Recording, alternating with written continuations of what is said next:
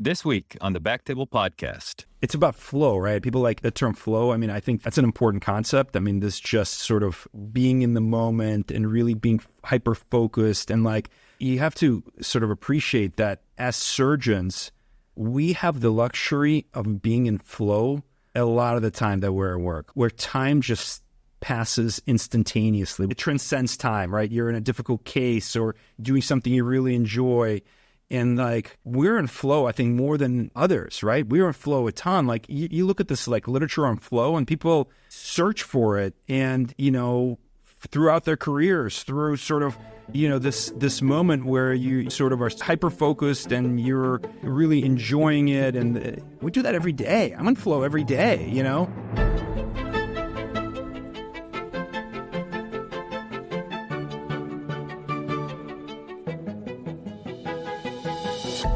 Hello, everyone, and welcome back to the BackTable Podcast, your source for all things urology. You can find all previous episodes of our podcast on iTunes, Spotify, and at backtable.com. This is Aditya Bagrodi as your host this week, and I'm very excited to introduce our guest today, Alex Kutikov from Fox Chase Cancer Center, where he's a professor and chairman. Welcome back to the show, Alex. How are you doing today? Doing great. Thanks so much for having me. This is a fun topic. Yeah, well, I'm pumped to have you back on, Alex. I still hear about how tremendous your adrenal lecture was, topic, conversation on the show. So, and this is, you know, more on the non-medical side, the softer sciences side, regarding maintaining intrinsic motivation in our field. And maybe we'll just start out with, is this something you've spent a lot of time on? Was this something that came up in terms of a lecture to give? Tell me about how your interest in this topic was generated. Yeah, you know, sort of paid attention to it for many years. I mean, this is something that I think is so integral to everything that we do every day. You know, how much energy you can give to your patients, what kind of care you want to deliver, what kind of physicians you want to be, how much clinical care you want to spend time on. I think those are questions that as we progress through our careers, we get asked often. And I've been very fortunate where I just love clinical medicine. I mean, ever since I can remember myself as a kid, I just wanted to be a doctor, and I became a doctor, and it's sort of it was a dream come true. And I love seeing patients. I love the operating room. Like, that is what sort of, you know, centers me. And I love my clinical practice. And as I look around me, and, you know, sometimes people that are very close to me, not particularly in the department, but, you know, folks who I trained with or folks who I went to medical school with, and when I reach back out to them, they just don't have that love for medicine. I think we sort of talk about burnout and talk about sort of the complexities of medicine and the bureaucracy. But I think there's a little bit more here. And, you know, I sort of articulated some of these thoughts and ideas that I've had over the years in this recent Young Urology talk that I gave at the AUA. And, you know, the YUO asked me to give a talk on exactly this topic of, you know, keeping the spark alive in medicine. And, you know, I don't want to sort of oversell my expertise in this space, but I have sort of in my career tried to understand what makes me tick and how to keep that at the center of what I do. And I think it's an important topic where I don't think it gets talked about a lot. I appreciate that. And I mean, you know, it's I worry sometimes, is it a self-fulfilling prophecy that anybody having anything to do with urology hears about how burnt out we are, including the next generation, and it might just be like, all right, I'm signing to get burnt out. But, well, I actually thought that the way you started out this lecture, thanks for sharing some of your notes and slides, was 5 things you love. And maybe we could just have the audience pause for 30 seconds, and I could take a non-prefabricated stab at it if that works. Yeah, I mean, I think, you know, parents, spouse, children, I mean, that's one, right? But think about it, 4 other things that you really love. And, you know, pause, come back, and I think after the pause, you know, the question is, assuming you've paused, the question is, you know, was clinical care, was medicine, was taking care of patients, you know, walking into the operating room, walking into a clinic, walking into a new patient clinic, walking into a follow-up clinic, was that one of them? Was one of those things? Do you love taking care of people?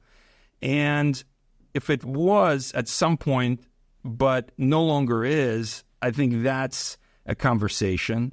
I think if it is, then, let's talk about how to preserve that, because that's precious and that's super, super important. Again, for you to be the physicians that your patients need, I think that has to just come through every day.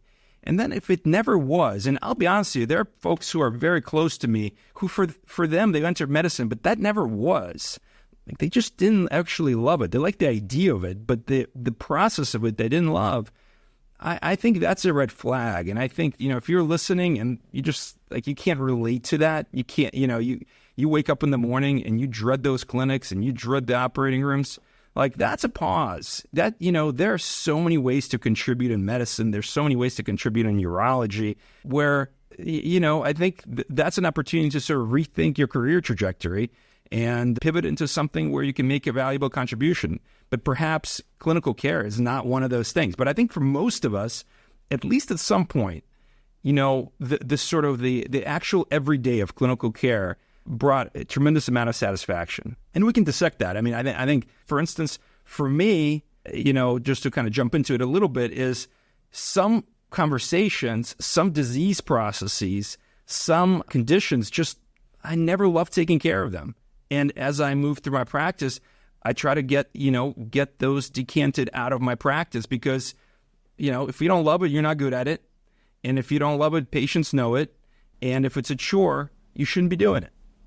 Yeah. I mean, it sounds profound, and there's so much to just unpack even from that. And, I think about patient care. And one of the things that's, in addition to the relationship and the sensitive nature of it, particularly on the oncology side, to me, it's incredibly rewarding when a patient does well. It's like an endorphin. It's like a high when you get in there. And I mean, I know that you're not a big Lutz guy. As I moved out to UCSD, I did start seeing some BPH practice patients again. And actually, like, a patient after a TURP or a whatever is so grateful that, like, an operation and a disease state that I once upon a time really didn't want to interface with much at all was a distal ureteral stone. If I do a distal ureteral stone on call and that patient's like on cloud nine, it's incredibly valuable. And I bring this up because when you talk about taking care of patients, do you love the challenge of taking care of patients? Do you love the accolades of taking care of patients? Can you dig into that a bit further? Yeah. I mean, when you look at sort of what makes a satisfying career, these career satisfaction sort of assessments, one of the key aspects, I mean, really at the very, very core, is this concept of intrinsic motivation. I mean, this intrinsic motivation is basically, something that drives you personal satisfaction and internal rewards. It's, sort of something independent of external incentives or pressures. You doing this because you feel it's the right thing to do. It just aligns with all of your interests and values. And you would do this regardless if you ever got paid or not, right? I mean, you're independent of any carrots or sticks. This is something that is incredibly important to you, and you value it, and you would continue to do it even if you didn't get a penny for it, right?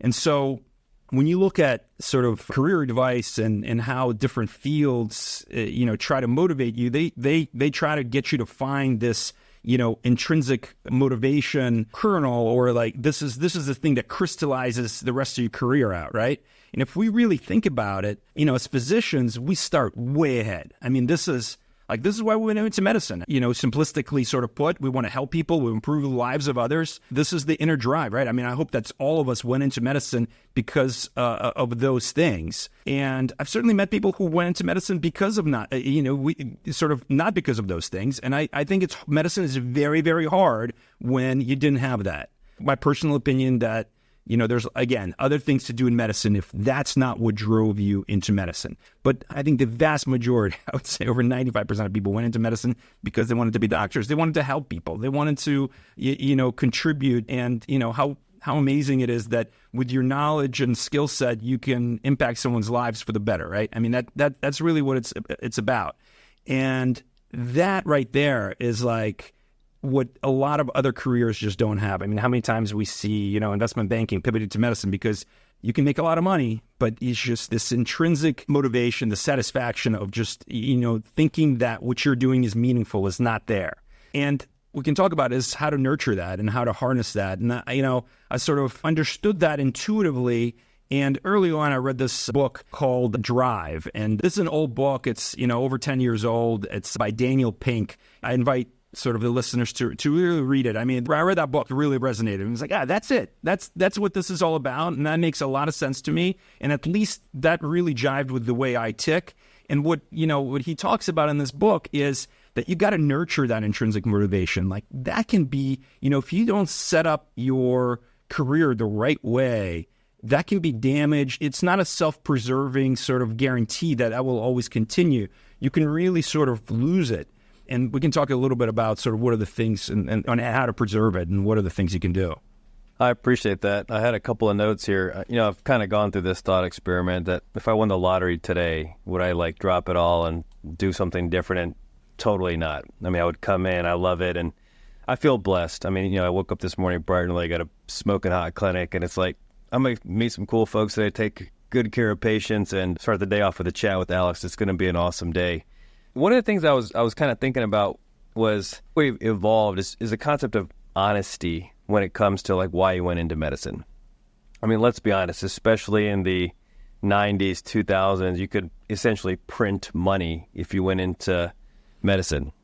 Full transparency. If you're an Indian person, I know there's other cultures out there that being a doctor is the epitome. It's like your great-great-grand folks and your parents and everybody and their mom is just so thrilled if you're a doctor. So there's these external pressures. And I was thinking about, I have students interested in urology, and they said, I want to go into urology. It's, medicine and surgery and the sensitive nature to it. And what do I do to make myself as strong as an applicant as possible? And when I started as an attending in 2016, I'm like, let's churn as many papers out as possible. High quality, garbage, case reports, nobody's going to read except for you and me. It's a numbers game. Now Me Too paper with worse data, that one? Yeah, exactly. Yeah, Me Too, bigger, slightly better. I mean, one little twist. I drank the Kool-Aid, but now it's a very different conversation. It's what gets you excited? What motivates you? What are you interested in? Is it advocacy? Is it education? Or God knows what? Because you've got one shot at life. And you can either do is look it up, 300 patients with testis cancer so we can, report on a single little element of it, or else come up with something that's, motivating and exciting to you. So just pause a little bit, Alex, in terms of taking a deep dive into why in the first place and how that factors into all of this. Yeah, I mean, so, to speak a little bit about sort of research project topics, I mean, this comes up a lot, we have, SEO fellowship programs, like GERS fellowship programs at our place, and we have, 2 residency programs that rotate with us. So I'm sensitive to that, and because in my experiences, I think doing a project, again, this is just sort of delving into the academic question, doing a project which you don't really believe in and that you're just doing for a publication, and in your heart of hearts, you don't think is going to make a meaningful impact, and that doesn't answer a question, that's soul crushing. Don't do that. That's the way to just kill your intrinsic motivation. Answer questions that you think, yes, probably nobody other than you will read this. But if they did, they will, potentially care or will be improve, or an answer will be given, or, it will spark an interest in a young person in a topic, right? I mean, those are the things you have to believe that this effort that you're making at, 10 p.m. at night after a long day, clinical day, and after your family's gone to sleep, or, on a Sunday night, that's worthwhile. The minute you lose that and you feel like this is, that's just not true, this is completely meaningless, is a way to erode your intrinsic motivation. I'm guilty. I've done those projects where you're just like, hey, I promise somebody I'll do it and I got to get it across the finish line. Of course, it's impossible to completely avoid them, but at least minimize them, right? Minimize them. Be excited. This is, man, this data, this is and you'll look back 5 years from now and you'll chuckle and I thought this was so important. But in that moment, that's valuable when you do think it's important, right? And the field moves on and maybe 5 years later, it's not important. But I've done projects where, my God, it's, they get hot and they, people do change some clinical care and some management of patients based on something you did. And that's super exciting. That's as good as it gets. That's an endorphin high right there, Totally. And absolutely, I do and have done and continue to do things that may not be like, tomorrow practice changer. And for all the reasons that you said, it's a different phase of career and so on and so forth. But I appreciate that comment. I mean, I feel like a big part of this is why you came into it, if it was for money or if it's for prestige. Some of the dynamic health economics are probably not the worst thing, where medicine's become less attractive if those are your drivers. But let's give the doctors the benefit of the doubt that we came into this to help people. Yeah. I'll tell my personal story of how I came into it, and sort of, I think I tell this story sometimes and I just laugh. Again, I'm an immigrant kid. I came here from USSR when I was 11, and my mother wanted me to be a doctor, and all I've ever remember wanting to be is to be a doctor. And I remember I got into Harvard Medical School, and I went to medical school, and I was like, I'm done. Like, I've achieved everything I wanted to achieve. I remember being in that, like, sort of in that mindset in life. And I remember my girlfriend at the time, who's now my wife, saying, what specialty do you want to do? And I remember it was my second year of medical school. I was like, I have no idea. I didn't even think about it. She's like, I literally remember being on a train between Boston and Philly. She was in medical school in Philadelphia, and I was in Boston, and saying to her on one of these like flip phones, saying, I don't know, I got into Harvard Med. Who cares what I'm going to be? Like, literally, that was it. I just wanted to be a doctor. And then you start, and it was so naive looking back, right? But I think that excitement of just being a doctor, I think that's important. Like, you got to want to be a doctor. And again, if you never had that and you don't have that, my God, there's just thousands of other things you can do with an MD other than take care of patients. Like, don't take care of patients if you don't have that.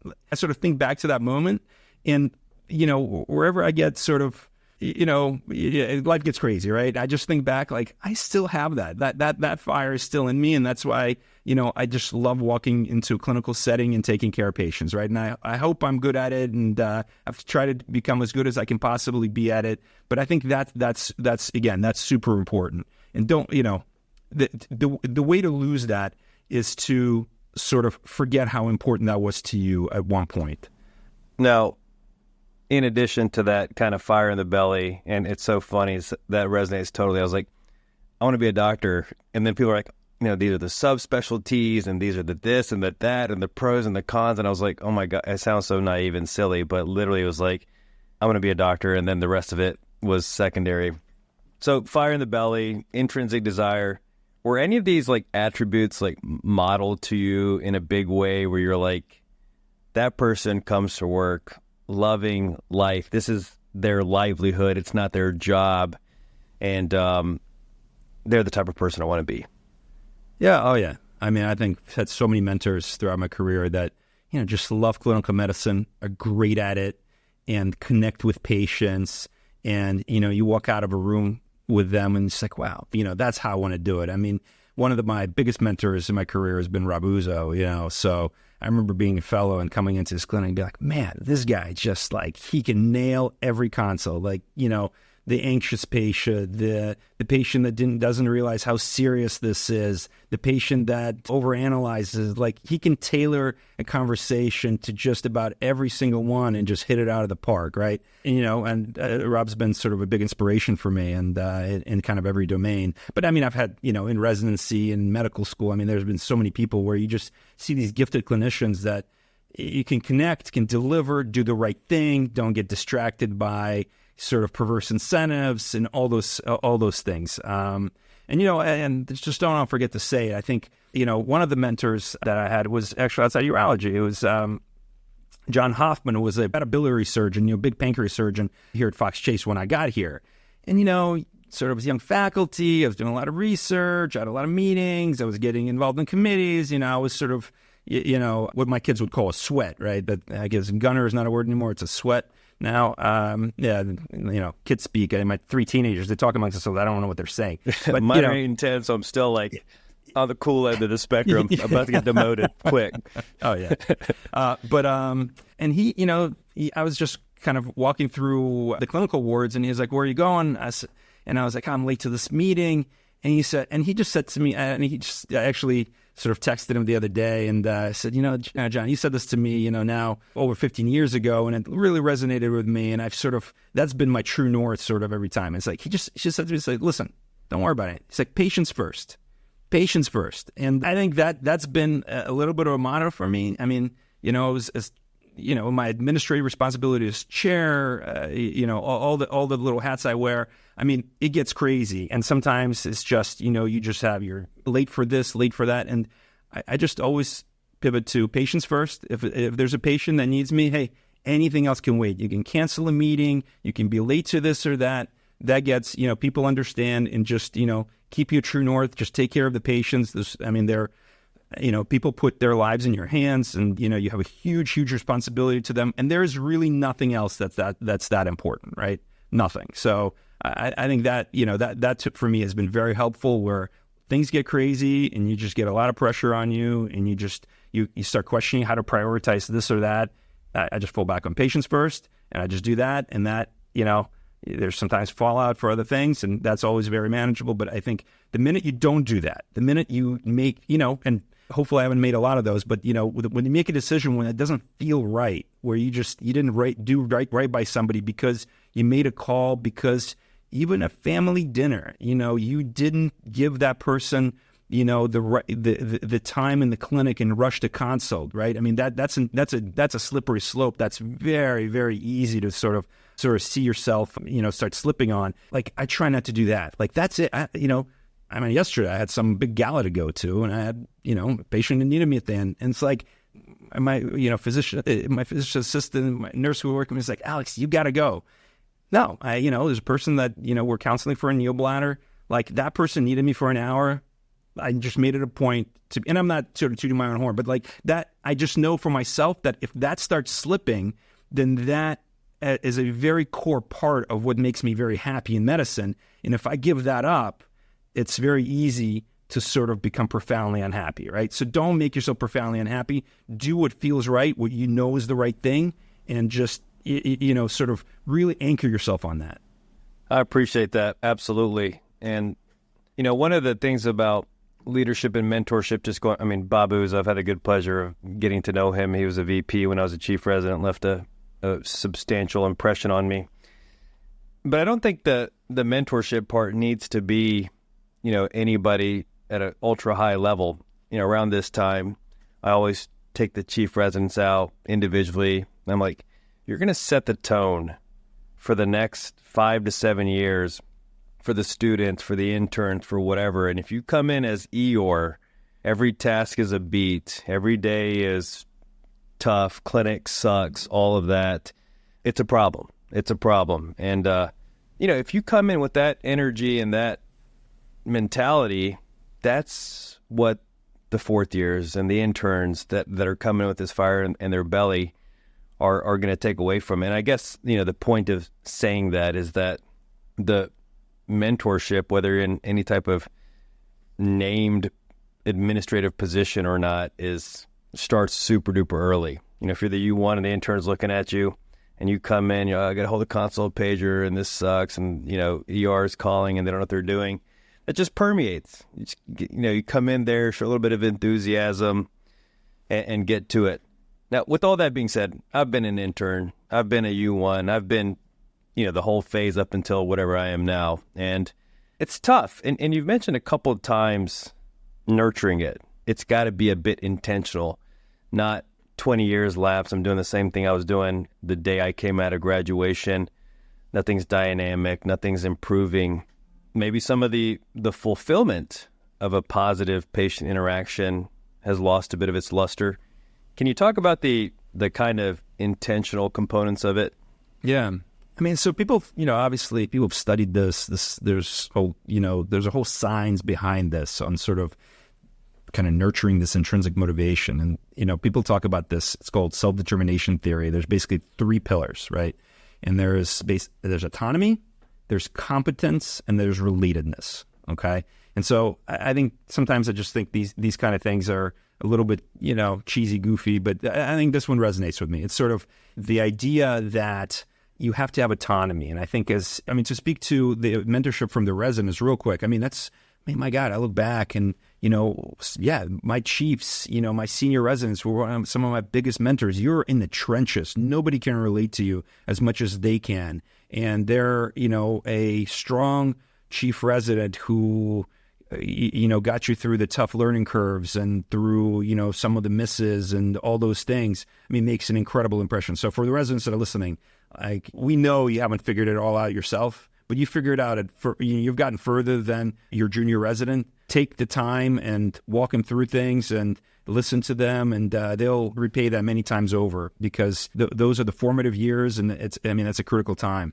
But, autonomy, I think it's important. Sort of, I try to do this, probably not perfect. I'm, micromanager sometimes, but sometimes you got to let people make their decisions. I think especially if you take a job, you got to make sure you're in a department or in a culture where nobody is micromanaging the way you take care of patients. I think there should be standards, there should be guidelines, there should be protocols in the department. We try to do that. But at the same time, you have to have autonomy as a physician, and people have to trust you that you make the right decision for each individual patient. And sometimes that's not, that doesn't, mean that you have to follow guidelines to the letter. I mean, things like, okay, that's a cystectomy here. Well, not everybody needs a cystectomy, right? That's each individual patient. This is a decision between you and the patient. You partner, and if it feels right that the decision here is to forego whatever it is, I'm giving cystectomy as an example, but a curative therapy where, this person has lived 75 years, and they have agency, they have autonomy. And in your conversations with that, if you feel that the right thing for them is to do something that is not what, the NCCN guideline says, well, you should have autonomy to decide that with the patient. Obviously, you need to document it the right way, but, nobody should question the decision you've made with that patient. And the minute that, you're in a practice where you're suffocating, where you don't feel like you can make those decisions independently, I think it becomes very, very hard to practice. So autonomy, I think, is very important. Competence, it really stinks to be bad at what you do. Like, really stinks. Like that just, your intrinsic motivation goes out the window immediately. So be good at what you do. Again, it's the beauty of urology. Hopefully medical students listen to this. Beauty of urology is that there is just an incredible spectrum of skill sets, abilities, and domains where you can excel in, where you don't have to be that person that, does a robotic cystectomy in 3 hours. Not everybody is going to be that person. By the way, new data, you don't need to do robotic cystectomy, but you don't have to excel in these every single, technically demanding task, right? There is so much value to be had in being good in the clinic, providing, expertise in a niche skill set that somebody is not, sort of taking an interest in. There's 1,000 examples you can give where you can become an expert in something where, just nobody's interested. But there are so many people that need your help in that. And you can always pivot to that, right? But whatever you do, become good at it. Because if you're not good at it, it stinks. And that just completely suffocates your intrinsic motivation. And you're going to hate what you do, even if you have autonomy. And the last piece that you need to have is this, they call it relatedness. But that's being in an environment, basically, that you love being in. You need to love your colleagues. You need to look forward to going to work and hanging out with people that you see in your job. And, if that's not the case, they're probably in your job. You gotta come in there, and it's got to be an environment. This job is hard enough. Like, having too much toxic internal politics and sort of, not being supported. I think that's probably, start looking for a new team, because that also erodes that drive, that intrinsic motivation that makes you a good doctor. Yeah, I definitely appreciate that. And it's something I feel so blessed that in my 2 jobs as a faculty, I've been so supported that it's never even occurred to me that there's this idea of being ill-supported. But you talk to people and they're like, I don't feel supported. Like, what does that actually feel like? And it sounds awful. It sounds totally awful. It's not just valuing your contribution. It kind of goes beyond that. But that does kind of bring up this idea of value, where we're talking about intrinsic motivation. We take it at face value that we enjoy what we're doing because of what it is. But how about, come on, carrots and sticks. There's time, there's money, there's family, there's burnout, there's hobbies. Can you talk a little bit about, how value can corrode intrinsic motivation, or how value can promote intrinsic motivation? Again, this is it's very fragile, and I think you got to use your spidey senses a bit and sort of understand yourself and be very, very careful. So there's this classic study of video gamers, playing video games and then getting paid to play the video games they love to play. And they basically lose interest. There's like a significant quantifiable drop in interest after financial incentives were removed, right? You love what you do, all of a sudden you start getting paid for it, and then they remove the fiducial incentives and you stop loving what you did for free before, right? So that's really sort of, it's very human. That's just how we're wired. And so you have to be careful that like sort of this introduction of external rewards can disrupt your intrinsic drive. I mean, listen, I'm not saying you should not get remunerated for what you do. You absolutely have to. I think that's obviously a critical part of sustainability and, staying in the profession and all those things. But the framing really matters. The rewards that you get should be symbols of how much a practice or how much, your skill set is valued. And it shouldn't be the reason for why you do it, if that makes sense. And I think, like these carrots, you have to be careful. And I've seen myself sort of, I didn't see it in medicine, but I've seen it sort of in some other spaces I've been in, like, I was part of a startup and, I really loved doing it. And then I started doing some consulting in that space. And it's sort of, you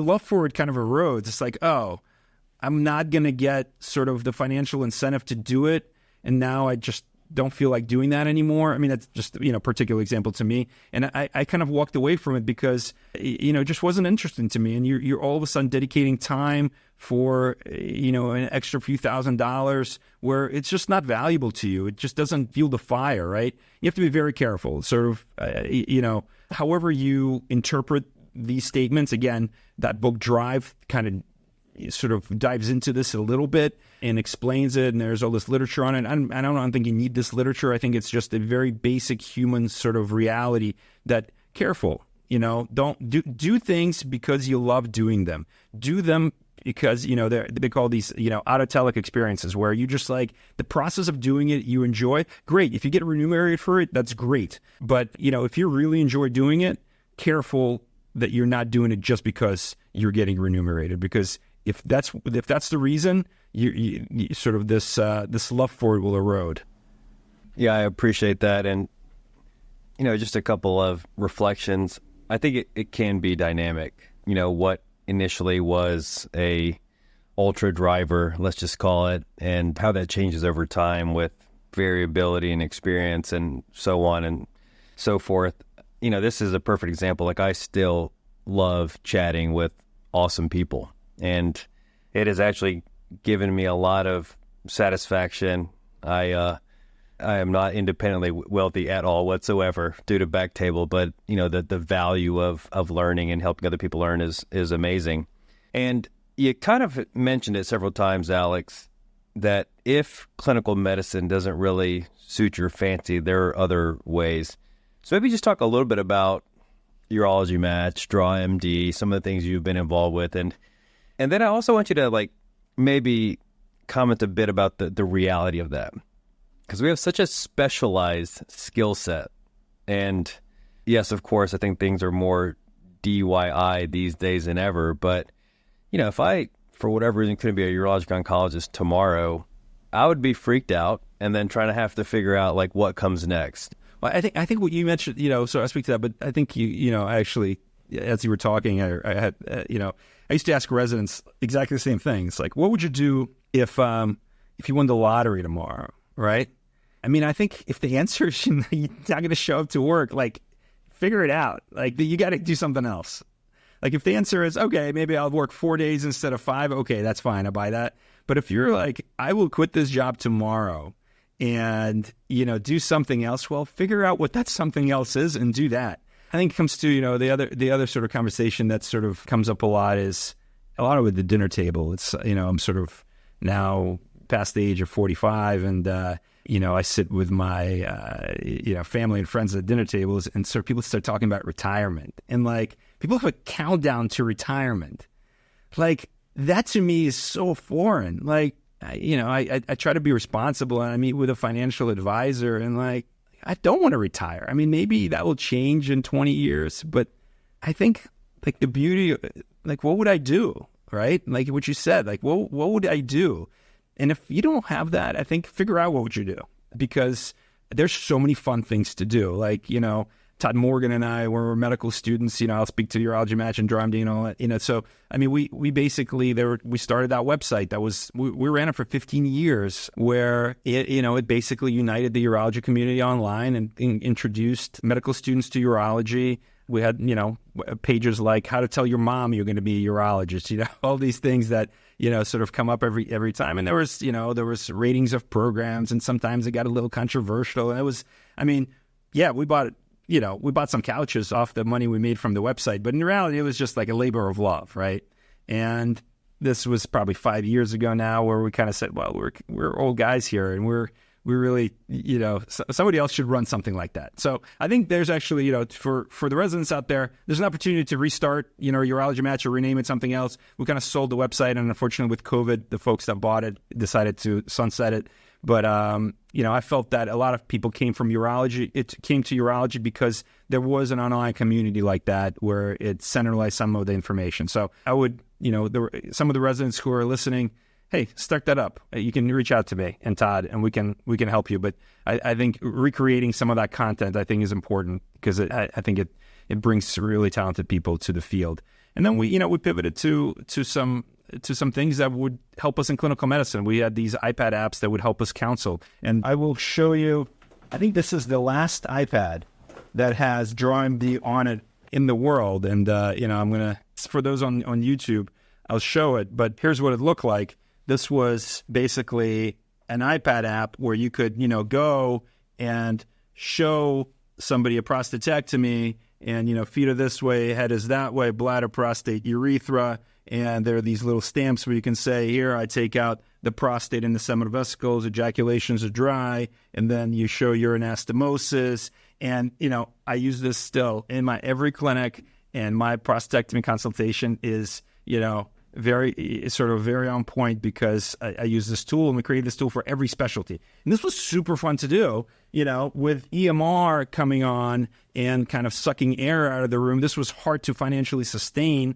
It was super fun project to figure out how to monetize and how to, we had about 10 people in Austin, Texas, who were helping us run this. And it was like a tremendous experience. Again, didn't break the bank on it, but heck, we had a ton of fun. And we built some things, and hopefully inspired some people, and, fed, a bunch of families for a bunch of years on these projects. And it was, that, honestly, sort of would love to get back into that kind of stuff one day, because that really fed my intrinsic motivation. That was just, I did it for the love of it. It was super interesting. It was meaningful, stimulating, all of those things.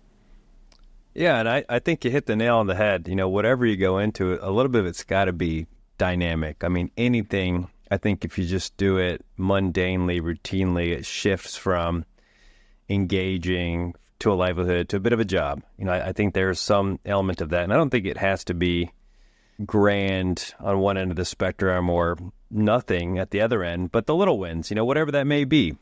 If you're in practice, improving guideline-directed care, growing your practice, having something that excites you. And I think the other idea of, particularly as you're talking about like burnout, and we haven't really gone too deep in that, which is kind of nice. There's so much out there. But finding the pebbles in your shoes, the big deals, and instead of like letting it kind of beat you down, figuring out ways to come on the other side. I kind of talk about it a lot. David Kane's like, I love things like Well Prepped, where it's like, oh yeah, this is something that used to like giving the same spiel 10 times a day was a source of dissatisfaction. Plus, as you mentioned, the EHR, the pressures of staying busy. Here's solutions, and I think we're in a new dawn. I have no, COI, and our entire practice is on Well Prepped. Well Prepped is, Dave does it because he loves it, and I think he's making a real dent And, all of, Fox Chase urologists, it's, we now have 14th provider coming on. Everybody's has got a well-prepped page. All of our physician extenders have a well-prepped page. Our nurse navigators push out well-prepped. All the patients come in, already engaged. That's a huge game changer. What an idea, and just incredible execution by Dave Keynes and team. Yeah, I couldn't agree more. And we're in the process here at UCSD. Now, this all sounds pretty positive, kumbaya, take care of the patients, find what you love. But there's some realities that are painful. I mean, before my clinics, and I do it because I don't want to be on the computer when I'm with my patients. I typically get in at around 5 o'clock. I pre-chart from 5 to 8. And then I don't sit down between 8 and 5. I just talk to patients and then I wrap things up at the end of the day. I don't mind it. There's some pros and cons. Also get home and, see my kids and whatnot. Email, you get back from like 2 days of vacation and it's like, oh my gosh, what just happened?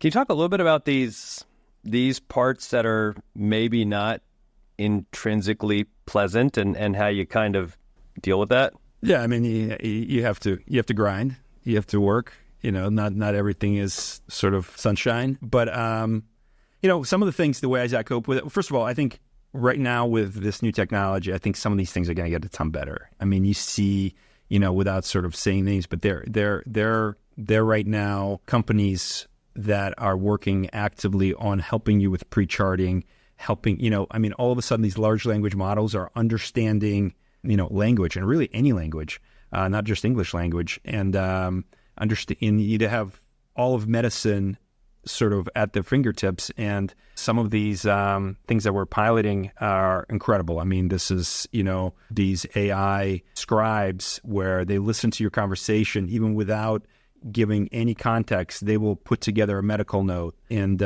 some of the sort of the energy that it takes to articulate in a written word what you just said to the patient, like, it's taken away from you because you just did that. You already did that work, right? You already said it all. And like somebody just, like we've played the scribe game, and the scribes are great, but the scribes, it takes 6 months to really, onboard them, at least in an oncology practice where it's any use whatsoever to you. And then 6 months later, they're moving on to PA school or medical school or whatever it is. So this is a scribe that's incredible from day one. And I encourage everybody to look at some of the startups out there. The products are unbelievable. And I mean, I'll tell you, I have... Again, I came from the USSR, and I have a lot of Russian and Ukrainian patients. Actually, my mother was from Ukraine. My father was from Russia, and I work in an area of Philadelphia that a lot of Russian Ukrainian speaking patients. Probably 20% of my practice, I speak Russian to them. I unfortunately, don't speak Ukrainian, but these AI tools, they understand any language. I turned it on by complete serendipity. I was like, let's see what it catches, and it completely created a note in English from a conversation that was totally in Russian. It was unbelievable. So yeah, these tools are very powerful. But what I was going to say is I think some of these just tasks that are very labor intensive, I try to gamify them. There's this thing called the Sawyer effect. It's like when the Tom Sawyer paints that white fence, and he's got to paint the fence, and he basically sort of gets his friends to sort of paint it for him because he frames it like, this is really fun, let's do it.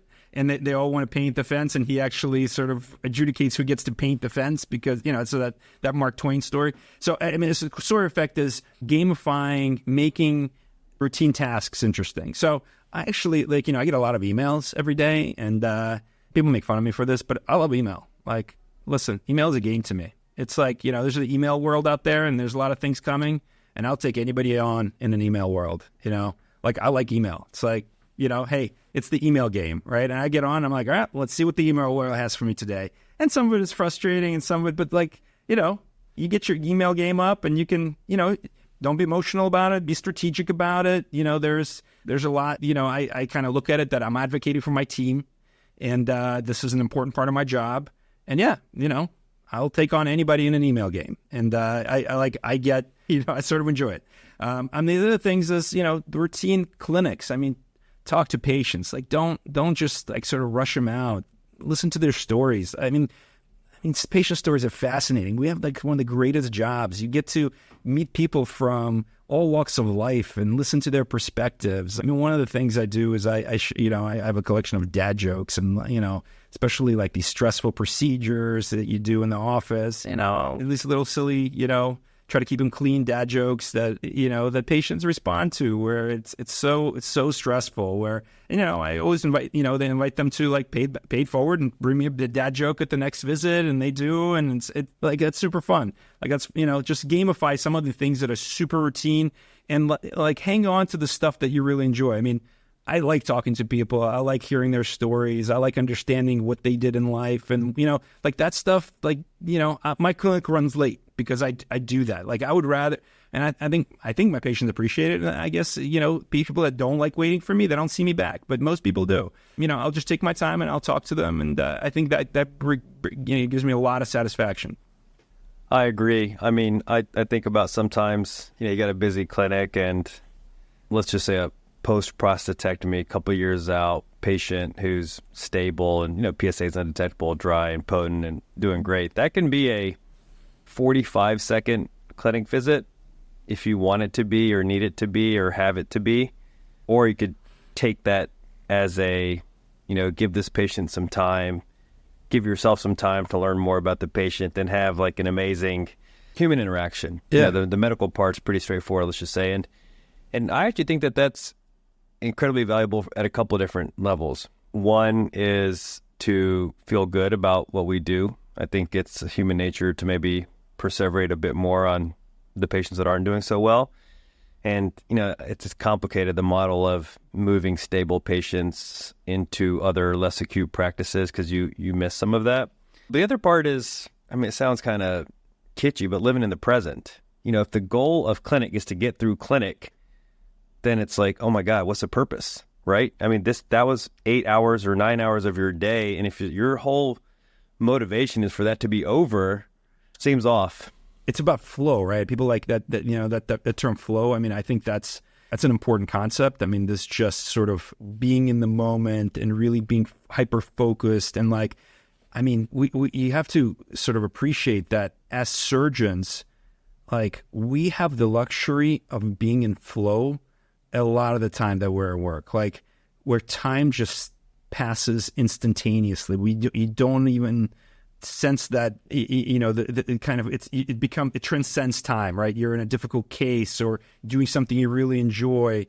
And like, we're in flow, I think, more than others, right? We're in flow a ton. Like you look at this like literature on flow, and people search for it, and, throughout their careers, through sort of, this moment where you sort of are hyper focused and you're really enjoying it, and we do that every day. I'm in flow every day, whether it's in the OR or in the or in these clinics. That's exactly right. To set the goal that you have to just get through this, that's miserable. That is, you lose your will to live immediately. Like, just walk in, talk to people, even the difficult patients, even the sort of the folks that are not, having problems. All they want is your support. They want you to sort of be there for them, and they want, they want your care, and like, just hang on to that and sort of harness that.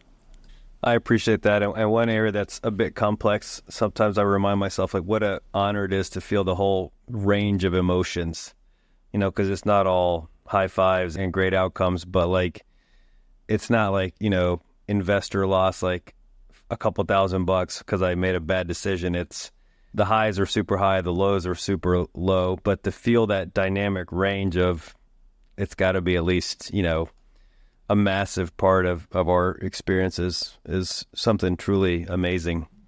Well, Alex, I think I initially said we're going to shoot for like 30, 40 minutes, and it's really been such a pleasure. I want to be respectful of your time as we come upon an hour. Hard to wrap up, but maybe some parting thoughts for the listenership as we call it a day. Yeah. I think figure out where your intrinsic motivation comes from. I think that's important. If you've lost it, try to get it back. Tailor your practice, to things that you really love doing. Enjoy the things that you love doing. Stop doing things you hate. Okay. I do think, reading that book Drive is worthwhile. I mean, I've read a lot of those kind of books. This one really popped for me. Maybe I read it at the right time, in my life, but that one I sort of go back to. And there's just, kind of step back. And there's so many things to do in urology, in medicine, in life. Like, if you're not enjoying it, figure out why. Is it because you're at the wrong place? Are you doing the wrong thing?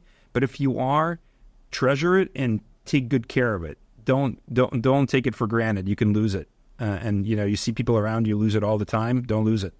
Alex, this was inspiring and motivating for me. And it's like a relationship. It really is like a relationship. And everything you just said, don't take it for granted. Nurture it, support it, treasure it. It could be a spouse, it could be a kid, it could be a parent. And I love that analogy. So thank you. Thank you for your time. Thanks for your wisdom. Spending some time on this, Alex. Always a pleasure to have you on. Really appreciate it. Thanks so much for having me.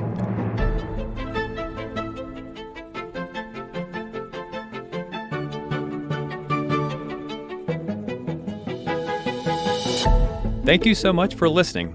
If you haven't already, make sure to subscribe, rate the podcast 5 stars, and share with a friend. If you have any questions or comments, DM us at _BackTable on Instagram, LinkedIn, or Twitter. BackTable is hosted by Aditya Bagrodia and Jose Silva. Our audio team is led by Kieran Gannon, with support from Josh McWhirter, Aaron Bowles, Nick Shellcross, and Ness Smith-Savadoff. Design and digital marketing led by Brian Schmitz, with support from Devontae Delbrun. Social media and PR by G. Ding. Administrative support provided by Jamila Kennebrew. Thanks again for listening, and see you next week.